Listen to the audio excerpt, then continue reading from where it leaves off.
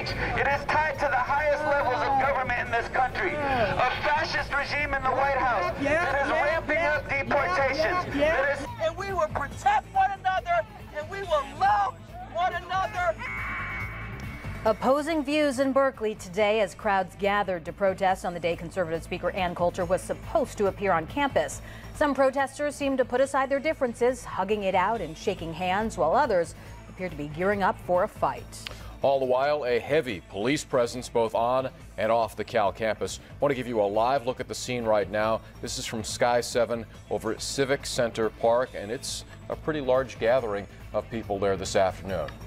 Good afternoon. Welcome in. I'm Larry Beal. And I'm Ahmed Dates. The protests began around 10 this morning and have remained calm. We have team coverage on the protest today. ABC 7 News reporter Wayne Friedman was on campus, but we start with Laura Anthony at Civic Center Park in Berkeley. Laura? Well, hi, Larry. This event's still going strong here, about 2 hours into it as we speak. As you can see behind me, there is a crowd gathered up on a platform there. These speeches have been going on for the better part of 2 hours. Speakers that say they were taking the place of conservative commentator Ann Coulter and standing up, they say, for free speech.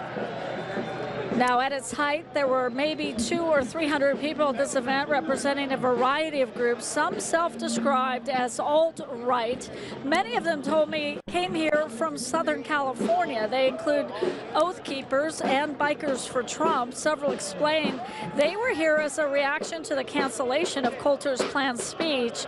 And there were a number of speakers, including, again, many from Southern California. The police presence was initially large and visible, and many of those who came to the rally wore helmets, masks, and in some cases protective padding. Others who showed up said they didn't agree with the message but supported the method. I don't agree with everything Ann Coulter says. I agree with some of what she says. I don't agree with everything Trump does.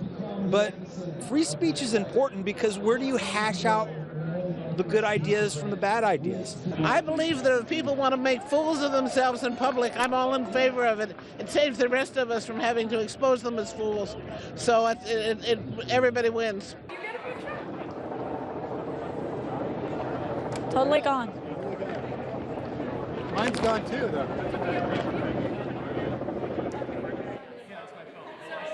Well, we seem to have lost Laura Anthony's feed there, but you could see Ann Coulter, who was supposed to speak at Berkeley today, but did not. There were protests in several places today, some on, some off campus. ABC 7 News reporter Wayne Friedman joins us live from Sproul Plaza at Cal. Wayne. Good afternoon. All the concern about demonstrations here at UC Berkeley and damage, all those concerns seem to have come to naught today. And not that there weren't a lot of people on campus. Many of them were police officers, some of them still campus police officers still standing by or sitting by, which might be a good sign in terms of what they expect might or might not come later this evening. They came, they walked, they stood around, and mostly they did nothing. This is definitely not an appropriate use of police when clearly nothing is happening, you know.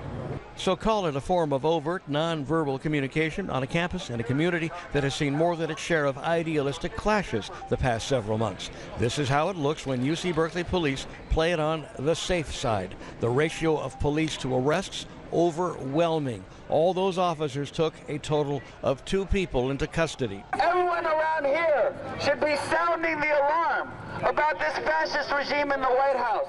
You might call the Ann Coulter no-show show. A lot of shouting, but not a lot of action. It's confusing, and it's hard to understand.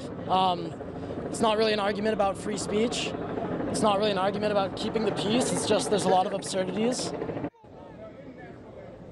Frankly, if you look at Sproul Plaza today, it doesn't look that much different than it would any other day. As for the 2 arrests, well, they weren't for big issues. One was that police took a man into custody because he had a knife on campus. The second arrest had to do with a student or an outsider, we're not sure which, who carried a sign larger than 30 inches, who was wearing a mask. And that's the latest from UC Berkeley. We'll have more in an hour. Live on the campus at UC Berkeley, Wayne Friedman, ABC 7 News.